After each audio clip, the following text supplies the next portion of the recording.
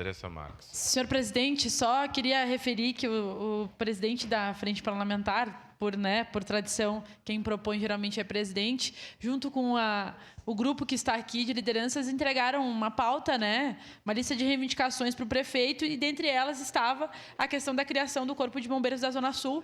Então, pediram apoio do prefeito Adiló em relação a essa pauta, já que, como foi dito aqui pelos colegas, que tem boa relação com o governo do Estado, e, enfim, mesmo partido, e tem projetos políticos conjuntos, que ajude a pressionar para que tenha mais um quartel na região sul e para que a gente possa atender aquela população da forma que precisa, levando para esse debate de regionalizar os serviços, de facilitar a vida das pessoas, de qualificar os serviços públicos. Então, que o prefeito Adiló seja um parceiro dessa luta, onde as lideranças comunitárias, vereadores, vereadoras aqui dessa casa já têm se movimentado. Por isso, votamos sim, senhor presidente. Obrigada. Obrigado, vereador Andressa. Estão encerradas as declarações.